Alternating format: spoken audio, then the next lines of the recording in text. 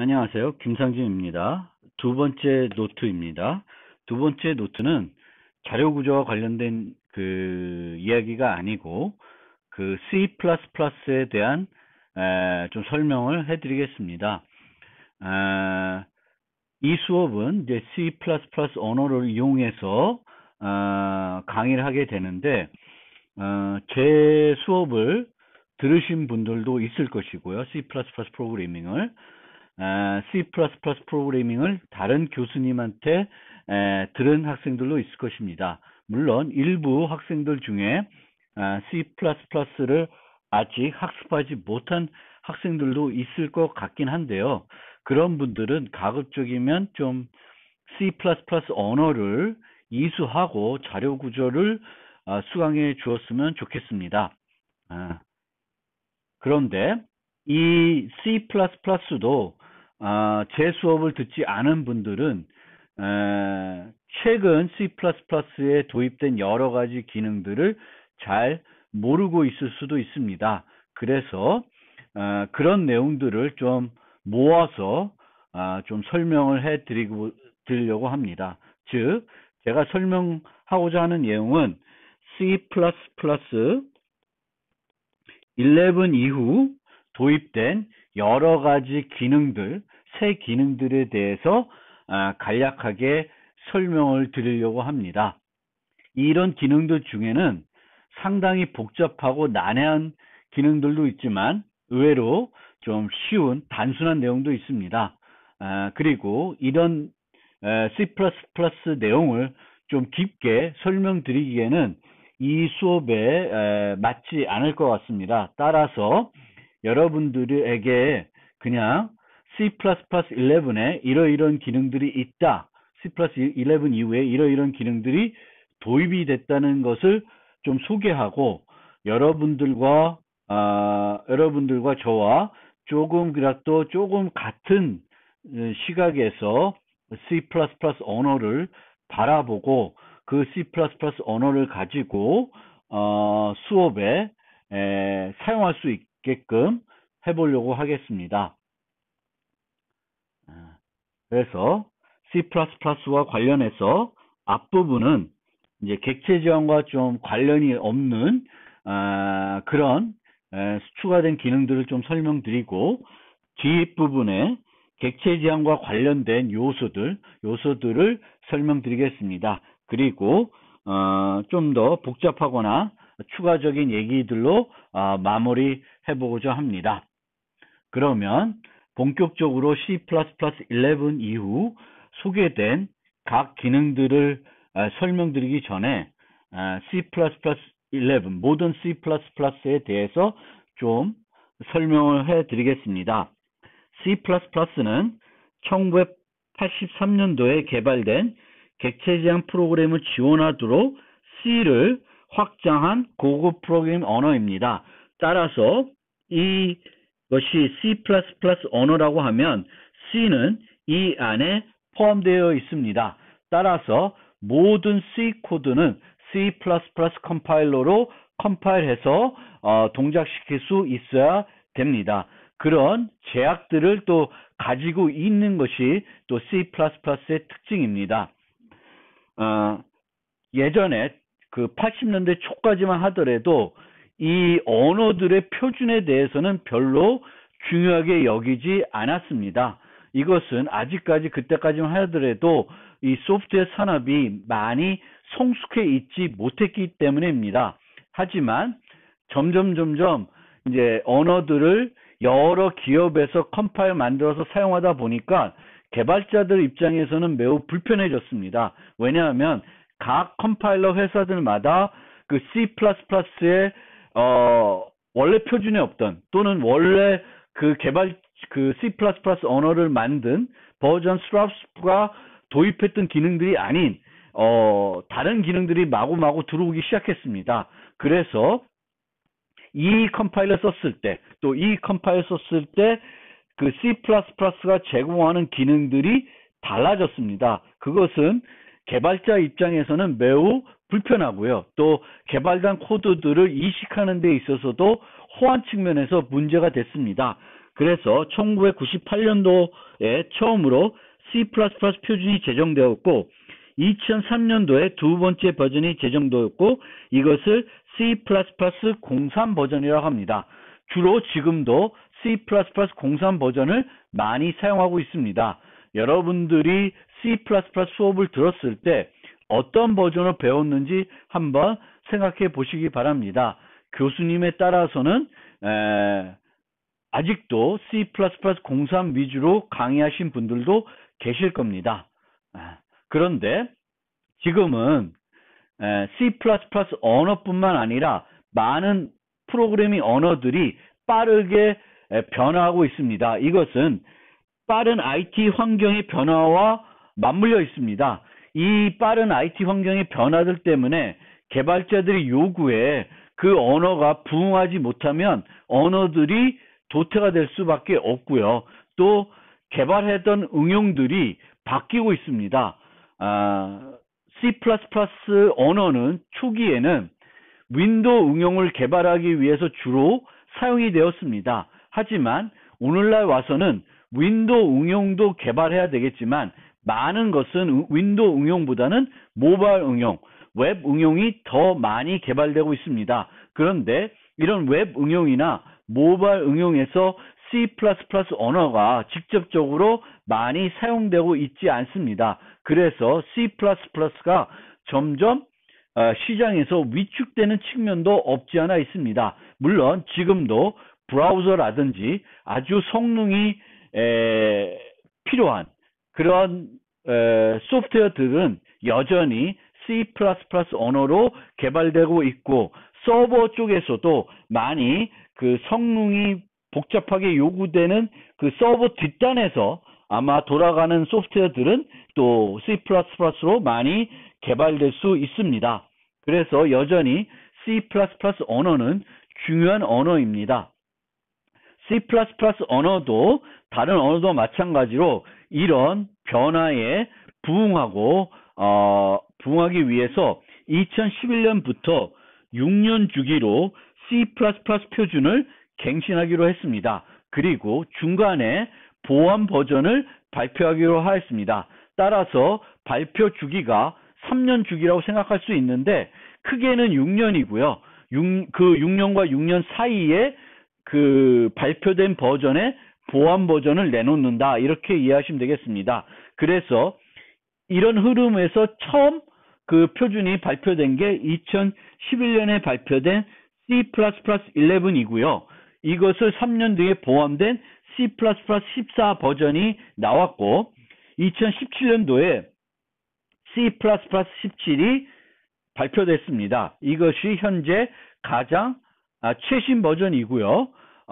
올해 아마 이 C++ 17을 보완한 C++ 20 버전이 등장할 예정입니다.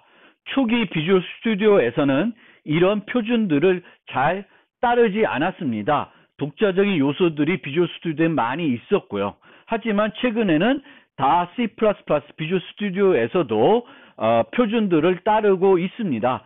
그렇지만 여러분들이 비주얼 스튜디오에서 표준의 어떤 부분까지 지원하는지 좀 정확하게 이해하기 위해서는 이 사이트를 방문해 보시면 알 수 있습니다. 비주얼 스튜디오 버전에 따라서 그 지원하는 표준들이 다를 수 있으니 참고해 주시기 바라고요.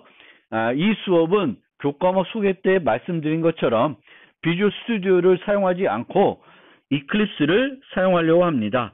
그리고 이클립스는 컴파일러가 아니라 그냥 개발 환경입니다. 그 개발해주는 그 밖에 포장이죠.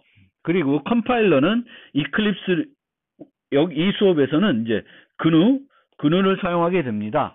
따라서 그 윈도우에서 이 GNU를 사용하고 싶으면은 WinGW 64 버전을 설치하고 이클립스 CDT를 사용하게 되면 최신 표준을 이용해서 GNU 컴파일러 이용해서 개발을 할 수 있습니다. 이걸 이용해서 C++는 수업을 진행하고 실습 시험도 볼 예정입니다. 따라서 여러분들은 더 비주얼 스튜디오가 익숙하더라도 이번 학기에 이 수업만큼만 가급적이면 이클립스를 사용해 주시길 바랍니다. 그러면 이렇게 언어의 새로운 버전들이 나오면 그 버전에 어떤 변화들이 있는지 한번 생각해 봅시다.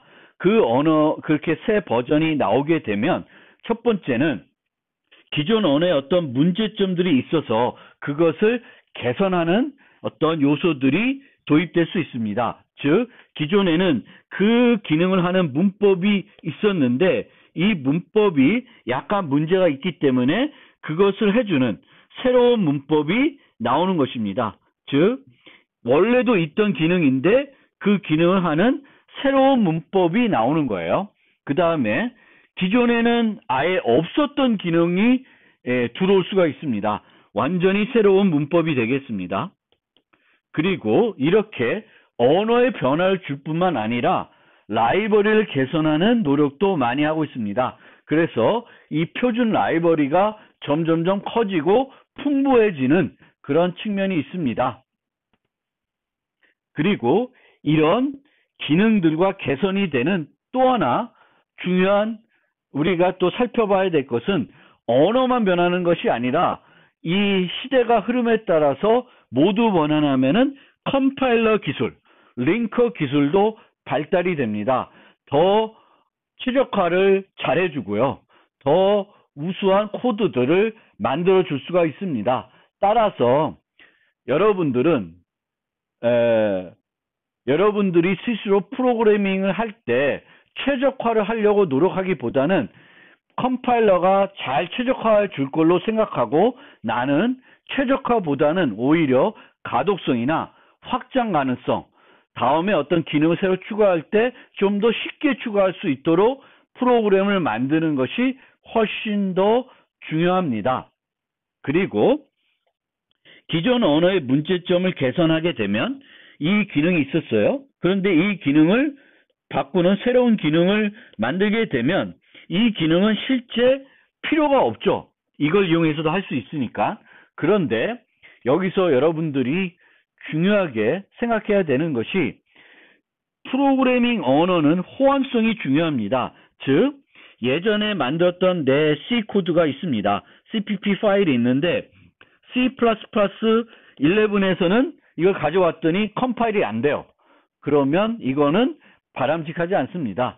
개발자들이 싫어하게 됩니다. 따라서 예전 버전에 만들어진 코드도 새 버전에서 어떻게 돼야 돼요?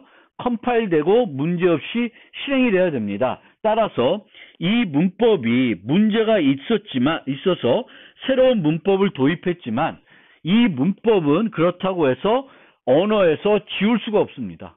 지우게 되면 어떻게 돼요? 이 코드는 새 버전에 가면 컴파일이 안 되겠죠. 따라서 문제가 있는 요소라고 하더라도 문제가 있던 요소가 있었고 그것을 개선하는 요소를 만들었지만 옛날에 문제가 있던 요소를 우리는 버릴 수가 없습니다. 이 점은 여러분들이 이해를 하고 사용해야 됩니다. 따라서 여러분들이 옛날 버전에 있는 기능들만 알고 있어도 새 버전의 컴파일러를 가지고 계속 프로그램 하는데 문제가 없습니다. 이런 측면에서 보면 옛날 개발자들은 새 기능들을 안 익히고 기존에 본인들이 잘 알고 있는 기능 가지고 계속 개발하려는 습성이 있습니다. 그것이 뭐 나쁘다고 할 수는 없지만 우리는 이렇게 새로운 기능들이 도입되고 이런 것들이 도입된 이유를 좀 생각해 볼 필요가 있습니다. 우리가 문제점을 개선하고 새 기능이 추가된 이유는 크게 세 가지입니다. 효율성, 편리성, 강건성입니다. 옛날보다 더 강건하게 프로그램할 수 있고 옛날보다 더 효율적으로 프로그램할 수 있고 옛날보다 더 편리하게 더 간결하게 프로그램할 수 있기 때문에 기존 개선을 개선하고 기능을 추가하는 것입니다. 따라서 우리가 같은 기능을 구현한다 그러면은 옛날 기능보다는 새 기능을 이용해서 구현하는 것이 더 효과적일 것입니다. 그런 측면에서 여러분들은 왜 어떤 새 기능들이 도입됐는지, 그 기능이 어떤 문제점 때문에 도입된 것인지 잘 학습하고 여러분들이 프로그램 할 때는 새로운 기능들을 사용하도록 노력하실 필요가 있습니다. 그것이 여러분들을 발전시키게 해줄 것입니다. 그런 측면에서 저는 이렇게 새로운 기능들을 여러분한테 소개해 드리고자 하는 것입니다. 이렇게 C++에서 새로운 기능들을 도입하고 변화를 주고 있지만 여전히 C++가 가지고 있던 기본 철학은 변하지 않고 있습니다. 그 철학이 뭐냐면은 한쪽 측면에서 문제점이 있어도 긍정적인 요소가 있으면 무조건 도입을 합니다. 그러니까 C++는 계속해서 새로운 기능들을 도입하고 있습니다. 그 기능이 잘못 오용되면 강건성을 충분히 해칠 수 있는 요소이지만 프로그래머들이 잘 올바르게 사용할 것이라고 가정하고 도입을 하고 있는 것이 되겠습니다. 자바 같은 경우에는 절대 그런 기능을 도입하지 않습니다. 좀 더 효과적으로 프로그래밍을 할 수 있다 하더라도 강건성에 문제가 될 수 있으면 프로그램이 잘못 프로그램하게 되면 문제가 발생할 수 있다라는 그런 어떤 요소가 있으면 그 새 기능을 도입하지 않는 게 자바 철학이고요.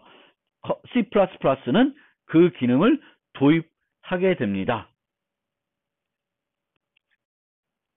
지금부터 본격적으로 C++ 11 이후 도입된 문법의 변화들에 대해서 하나하나씩 간략하게 설명해 드리겠습니다. 먼저 변수 초기화와 관련된 초기화 방법에 대해서 설명드리겠습니다.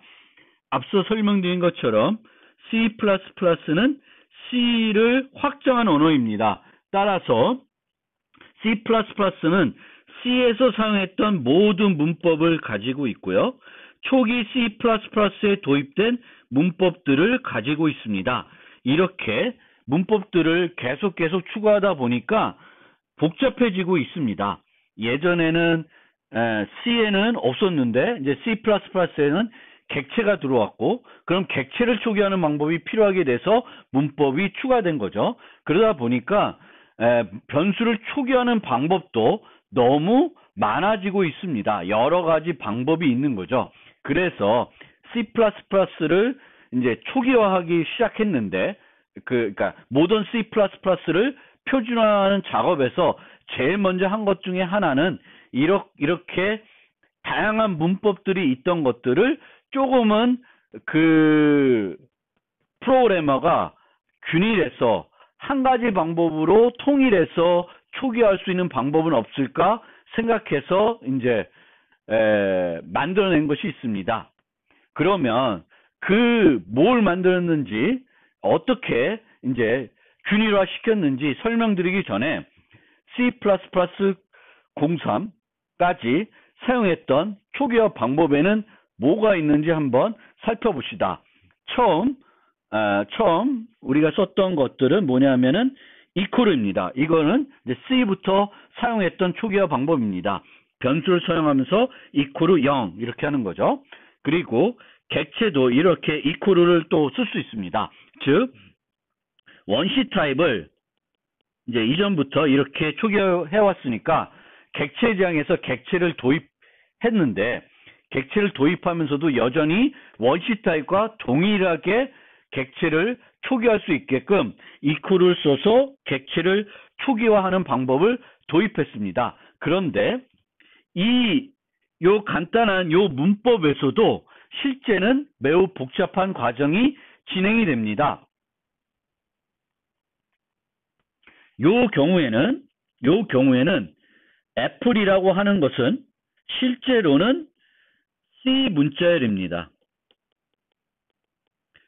즉 std string 타입은 아닙니다. 그러면 이 애플이라는 걸 먼저 string 타입으로 바꾼 다음에 그 바꾼 타입을 이용해서 fruit라는 객체를 생성해야 됩니다. 그래서 옛날에는 아주 초기에는 요 경우에는 요 C 문자를 받는 생성자를 호출해서 std 스트링 객체를 만들고 그 다음에 또다시 복사 생성자를 불러가지고 요 fruit라고 하는 객체를 생성했습니다. 그런데 이제 지금은 equal을 쓰게 되면 요거를 받는 인자를 받는 생성자가 있는지 살펴보고 그 생성자를 바로 불러서 요 객체를 생성합니다. 그 다음에 있는 건 fruit는 똑같은 타입이기 때문에 당연히 복사 생성자가 호출이 됩니다. 그 다음에는 이렇게 equal가 아니고 이렇게 객체 지향이 이제 도입되면서 객체 지향에서는 복사 생성자를 호출해 가지고 객체를 생성할 수 있어야 됐습니다. 그래서 이제 도입한 것이 괄호를 이용하는 방법을 도입했습니다. 그래서 위에 있던 equal 대신에 객체 지향에서는 요거를 좀 더 많이 써라 라고 한 거죠. 그래서 이렇게 생성자를 직접 호출할 수 있게끔 괄호를 이용한 생성자 호출을 도입했습니다. 이걸 도입하면서 거꾸로 그러면은 원시 타입도 괄호를 이용해서 초기화할 수 있도록 해야지 균일해지지 않냐. 그래서 요것도 도입하게 된 겁니다. 즉 C에서는 이것이 가능하지 않았는데 C++ 오면서 생성자 호출해가지고 객체들을 생성할 수 있게 만들어야 되다 보니까 괄호를 이용한 초기화 방법도 들어오게 됐습니다. 그런데 여기에 또 한 가지 문제가 생겼어요. 무슨 문제냐면 이 생성자 중에는 기본 생성자라는 것이 있죠. 그래서 기본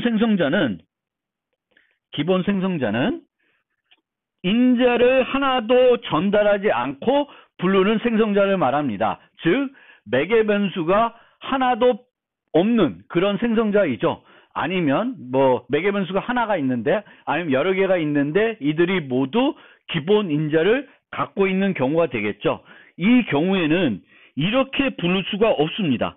초기 C++에는 지금도 부를 수가 없어요. 왜냐하면 이렇게 부르게 되면 컴파일러는 어떻게 인식하냐면 객체를 선언하는 것이 아니라 함수를 정의하는 걸로 착각하게 됩니다. 함수를 선언하는 걸로 착각하기 때문에 기본 생성자는 이렇게 부를 수가 없습니다. 따라서 또 뭐가 생기냐면은 기본 생성자를 호출하고 싶으면은 그냥 이렇게 쓰는 겁니다. 그러니까 아무것도 없는 거죠. 이퀄도 없고 가로도 없는 거예요. 그래서 이런 특이한 것이 또 있습니다. 그러면 이렇게 두 가지 방법만 있냐? 그건 아닙니다. 또 뭐가 있냐면은 배열이나 구조체처럼 이제 복합 타입들은 초기 값들을 나열해서 객체를 생성할 수 있어야 됐습니다. 그래서 이제 중괄호를 이용하는 생성자를 도입했습니다. 중괄호를 이용하는 생성자를 도입했습니다. 그래서 이렇게 equal 다음에 중괄호를 이용해서 초기값 목록을 초기값들을 나열해서 복합 타입의 변수들을 초기화할 수 있는 방법들을 제공하고 있습니다. 그래서 C++3 이전까지 3까지는 이렇게 크게 세 가지 방법의 초기화 방법이 존재했습니다. 매우 복잡하죠. 그래서 내가 어떤 애들을 어떻게 초기화하고 싶은지에 따라서 다양한 문법이 존재했고 그 문법들을 내가 올바르게 익혀서 사용해야 됐습니다. 그리고 요 초기화 관련해서 한 가지만 추가 설명드리고 그 C++11에 도입된 균일한 방법을 생각해 봅시다. 그래서 이 균일한 방법은 참고서 전에 뭐가 있냐면은 이제 C++14부터는 이렇게 정수, 상수나 부동성 소수를 나열할 때 세 자리 숫자마다 물론 세 자리 숫자가 아니에요. 아니어도 그 중간에 이렇게 계속 쓸 수 있는데 보통 그렇게 안 쓰겠죠. 그래서 세 자리 숫자마다 요 한 개짜리 따옴표를 이용해 가지고 상수를 서술할 수 있도록 했습니다. 이것이 이제 C++14에 도입된 기능이고요. 자바에서는 언더바를 씁니다. 그 점 한 가지 알려드리겠습니다. 그래서 이렇게 이제 C++ 14부터는 이렇게 할 수가 있습니다. 그러면 만을 n카페 만으로 초기화하는 것이 되겠습니다. 그러면 이렇게 수많은 초기화하는 방법들을 뭘로 통일할까요? 새로운 것을 도입할 수 있는데 새로운 걸 도입하지 않고 기존에 썼던 것들 중에 하나를 선택을 해서 만들었습니다. equal을 쓰기는 조금 불편하죠. 왜냐하면 이 생성자 호출이 있어야 되니까 이렇게 해서 이렇게 가로를 쓰기는 어려웠습니다. 그러면 모두 이렇게 가로로 쓰는 걸로 통일하고 싶은데 여기서 또 가로를 쓰면은 이거는 좀 더 어색합니다. 어색하고 이제 문제가 있고 또 모호해지기 때문에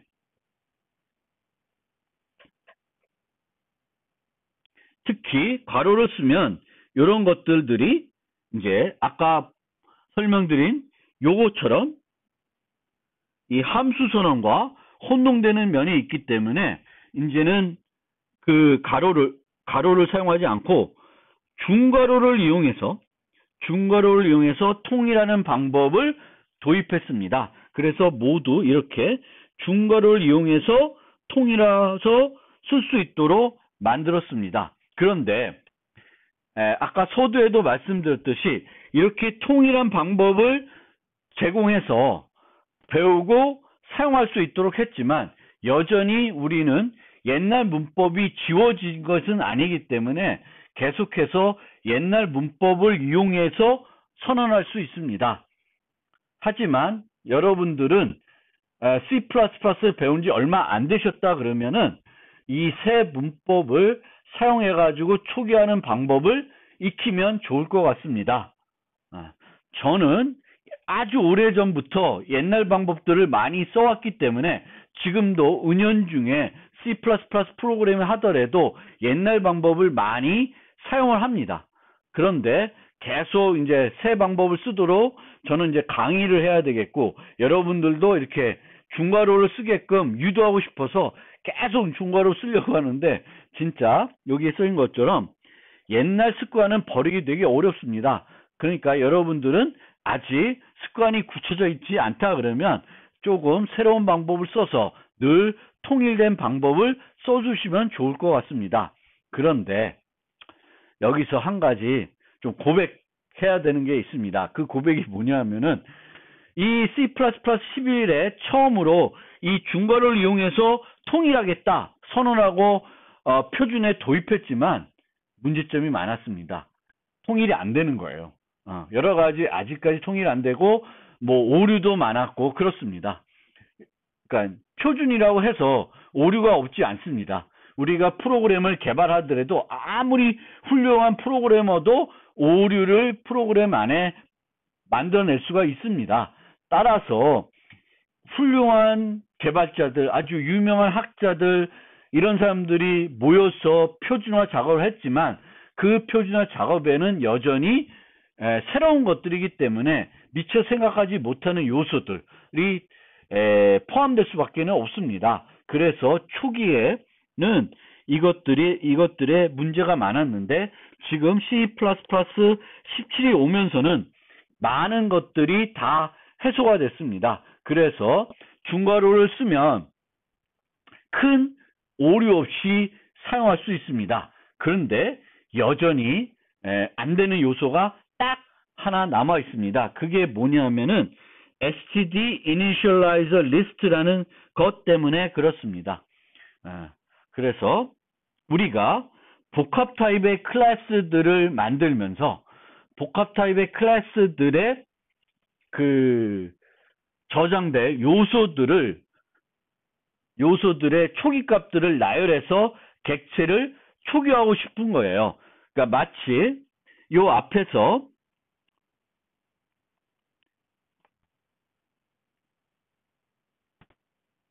배열을 이렇게 생성하면서 요 값들로 배열의 요소를 초기화하듯이 우리가 이렇게 벡터라고 하는 배열 대신 사용할 수 있는 클래스, 복합 타입의 클래스인데, 이 클래스에 이 복합 타입에 들어가는 값들을 나열해가지고 이 벡터라는 것을 만들고 싶습니다. 그래서 이렇게 나열하면 벡터의 0번째 요소에는 10, 첫 번째 요소에는 3을 넣고 싶은 거예요. 그런데 생성자 중에는 이런 생성자가 있습니다. 이렇게 나열하는 건 요 std initializer list라는 걸 이용하는 것이고요.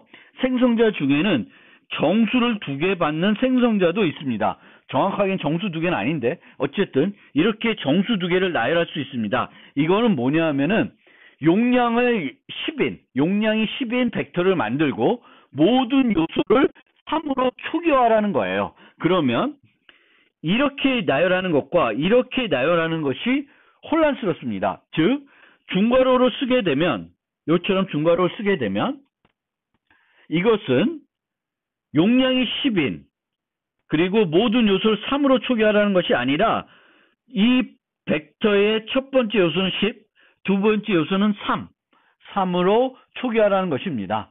따라서 이 std initialize list를 받는 그런 생성자가 있는 클래스들은 이 중괄호를 이용해서 초기화하는데 문제점이 있습니다. 그런데 그렇지 않은 애들은 중괄호 써서 이제 초기화를 하면 아무런 문제 없이 사용할 수 있습니다. 즉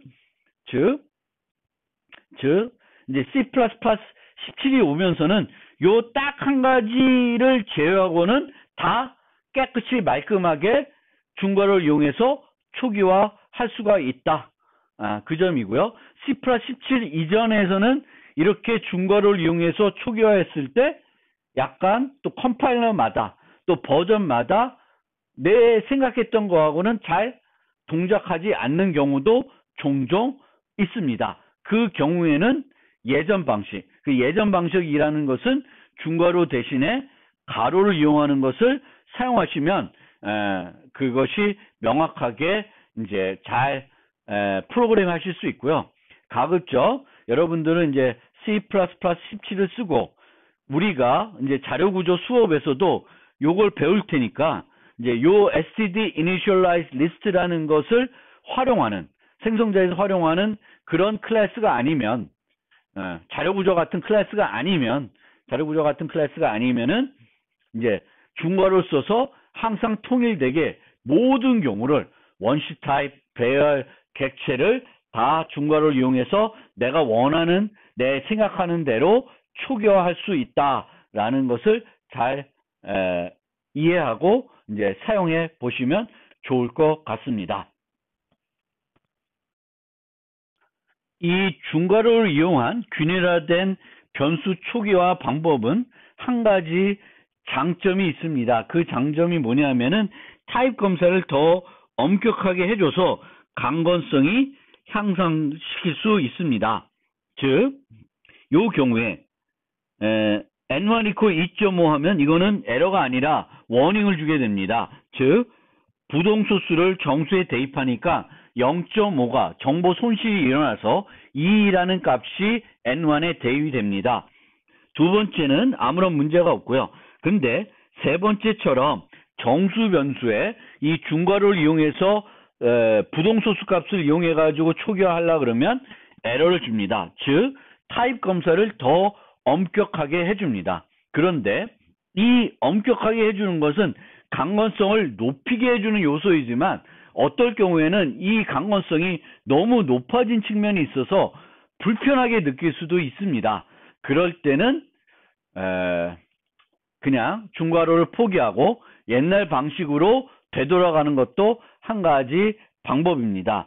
자, 예를 들어서 캐릭터 C 해가지고 A 소문자로 초기화하고 있습니다. 아무 문제 없죠. 그런데 그 다음 거 X는 C 플러스 1이 됐습니다.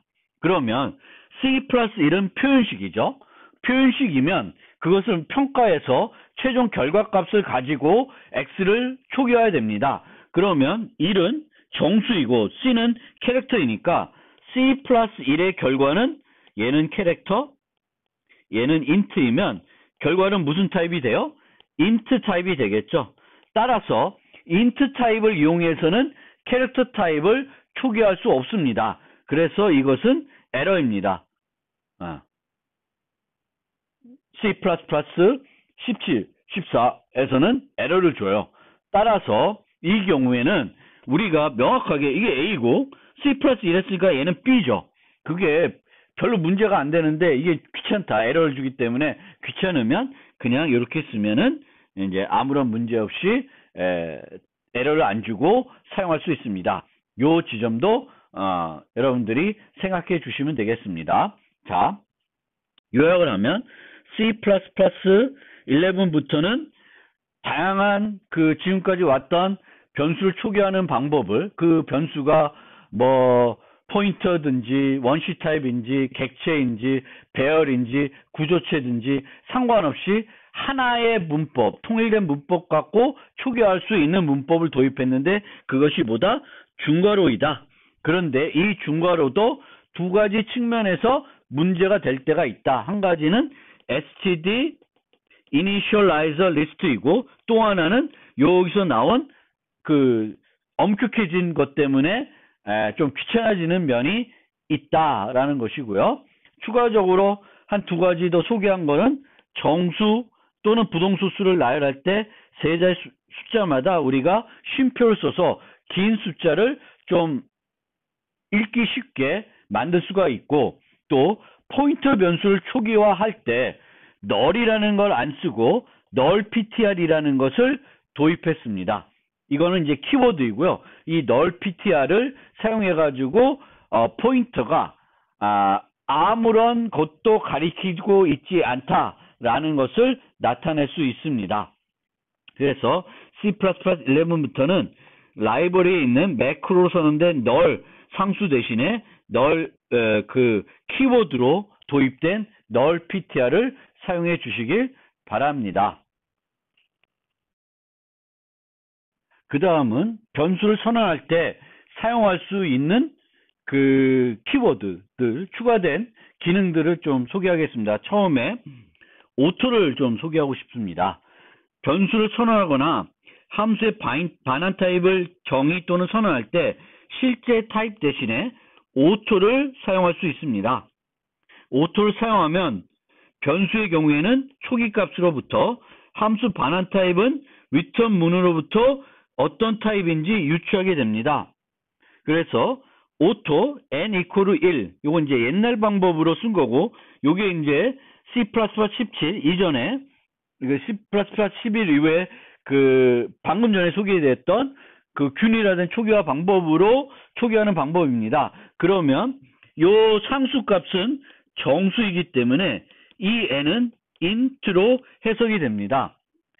이 자동 유추해주는 기능들은 두 가지 측면에서 생각해 볼 수 있는데 하나는 개발자들보다 실제 컴파일러가 더 똑똑하다.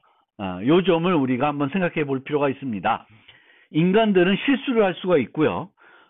그렇기 때문에 컴파일러가 해줄 수 있는 것들은 컴파일러한테 맡기면 맡길수록 좀 더 효과적인 프로그래밍을 할 수 있는 측면도 있습니다. 그런 측면에서 이 오토를 이해해 주실 수 있을 필요가 있고요. 여기서처럼 int n equal 1을 하나, auto n equal 1을 하나, 실제 auto n 하는 것이 타이핑해야 될 그 문자 수는 더 많죠. 그렇기 때문에 이런 경우에는 굳이 오토를 쓸 이유는 별로 없습니다.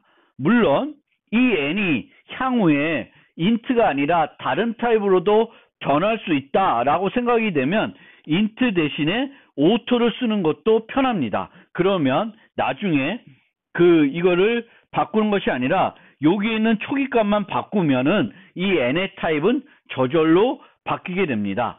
따라서 이렇게 이 오토는 두 번째 장점은 코드 수정을 효과적으로 해주는 그런 기능이 있습니다. 특히 나중에 설명드리겠지만 for auto X 이런 식으로 새로운 포문이 있는데 이 경우에는 오토를 쓰면 여기에 뭐가 오는지에 따라서 자동적으로 이 X의 타입이 바뀌기 때문에 내가 나중에 여기에 오는 타입을 바꿨을 때 수정해야 되는 코드가 점점 줄어듭니다. 그래서 오토를 많이 쓰면 좋다고 합니다. 그리고 세 번째로는 더 간결해질 수 있습니다. 이 경우에는 간결한 것이 없지만 타입들 중에 되게 긴 타입들이 있습니다. 시스템 라이브러리에 있는 어떤 기능들을 쓸 때 그 기능에 쓰기 위한 타입이 매우 길 수 있고요.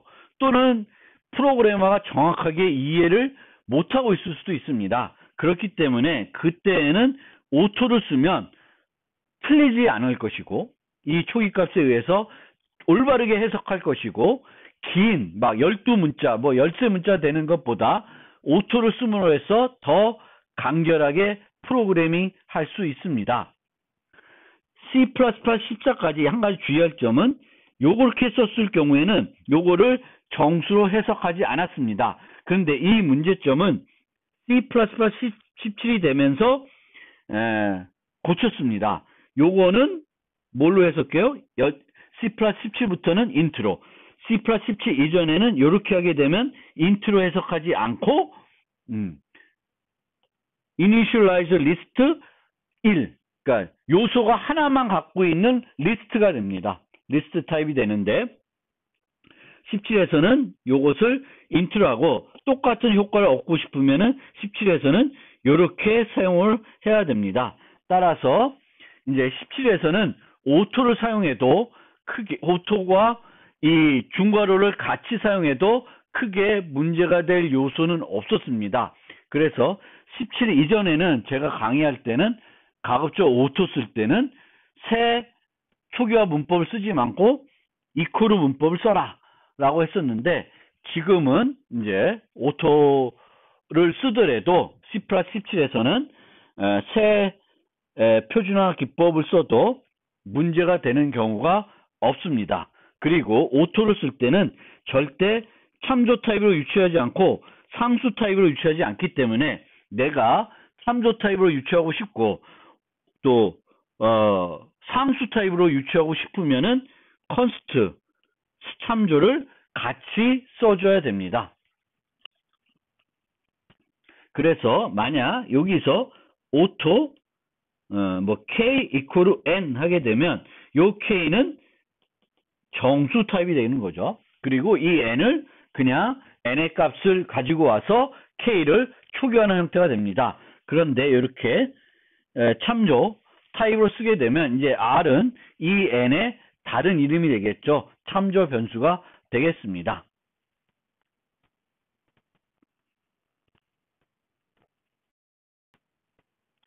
그 다음에 오토와 조금 유사한 건데 데클 타입이라는 것이 있습니다. 많이 사용하는 것은 아닌데 그래도 좀 알아두시면 되겠습니다. 이 declaration type, 어떻게 발음하는지 모르겠네. declaration type, 함수처럼 사용합니다. 그러니까 size of와 유사하게 사용하는 형태가 되겠죠. 가로를 이용해서 뭐를 넣게 됩니다. 그런데 이 가로 안에 오는 것은 표현식입니다. 그러면 이 표현식을 타입을 해석해서 이 표현식의 타입으로 그 부분을 대신해 주게 됩니다. 즉 이렇게 쓰면 A는 무슨 타입이에요? A는 int 타입이니까 int 타입의 병수니까 int로 해석해서 C는 int로 처리해 줍니다. 그래서 타입이 필요한 곳에 오토처럼 사용할 수 있습니다. 그런데 대부분의 경우에는 데클 타입을 쓰지 않고 오토 타입을 많이 사용합니다. 대신에 이 오토는 뭘로부터 타입을 유추하냐면 초기값으로부터 유추하는 거예요. 근데 데클 타입은 초기값으로 유추하는 것이 아니라 요 가로에 포함된 가로에 기술된 표현식으로부터 유추합니다. 즉 내가 어떤 타입으로 어떤 애를 만들고 싶은데 그 타입은 어떤 표현식과 같은 타입이 돼야 돼요. 그러면 오토를 사용할 수 없고 데클 타입을 사용하게 돼야 됩니다. 그래서 나중에 범용 프로그래밍 할 때 의외로 이 데클 타입을 많이 사용하게 됩니다. 여기서 보면 요 n은 어떻게 해석돼요? const int로 해석이 되고 요 n은 그냥 정수 n이니까 int로 해석이 되고요. 요 r은 참조 타입이니까 참조로 해석이 됩니다. 즉, 더 오토보다는 정확하게 그 표현식을 이용해서 해석을 해서 타입을 결정해 줄 수 있습니다. 심지어 C++ 17에서는 이런 형태도 사용할 수 있습니다.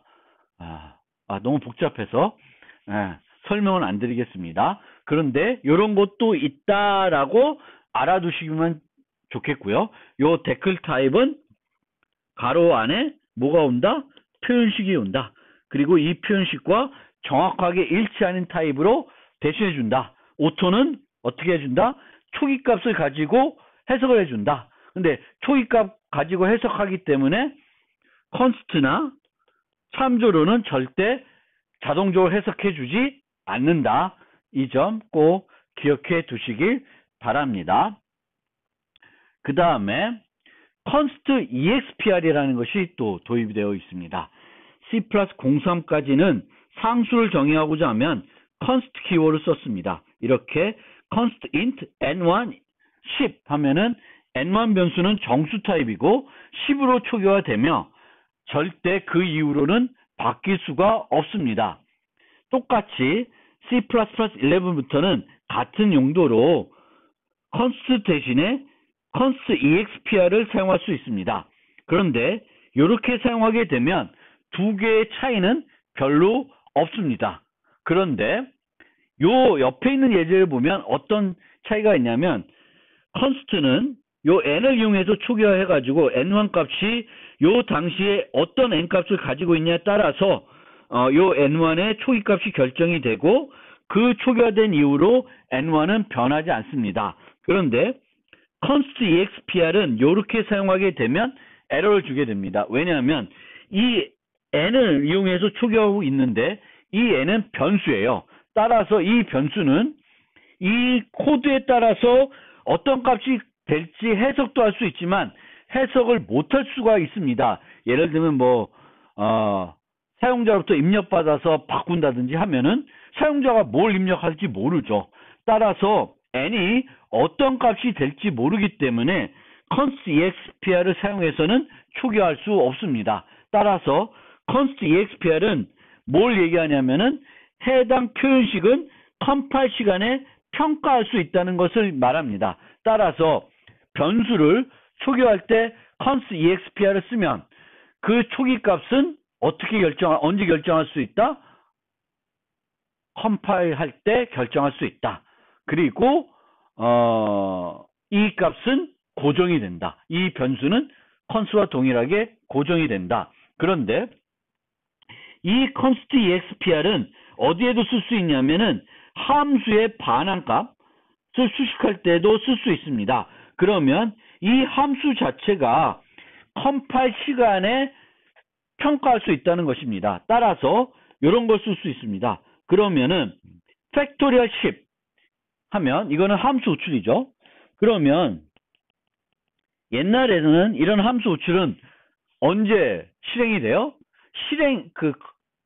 컴파일해서 실행 시간이 돼야지만 실행할 수 있는 요소가 됩니다. 그런데 여기에 const expr를 쓰게 되면은 컴파일러 보고 실행 시간에 실행하지 말고 번역해서 미리 실행을 하라는 거예요. 뭘로? 10을 이용해서 실행을 하라는 거예요. 그러면 그 함수를 실행할 거고 언제? 컴파일 하는 동안에 실행을 할 것이고 그 결과값을 받아와서 그게 느리든 빠르든 받아와서 요 위치에다가 10 팩토리얼로 바꿔주게 됩니다. 그래서 n을 그 10 팩토리얼 값으로 바꿔주게 됩니다. 이걸 보면 얼마나 그 C++는 성능을 중시하는지 또 최적화를 중시하는지도 이해할 수 있게 되겠습니다. 그런 요소까지 const expr라는 것까지 이제 모던 C++에서는 도입이 되었다라는 것을 알아두시길 바랍니다.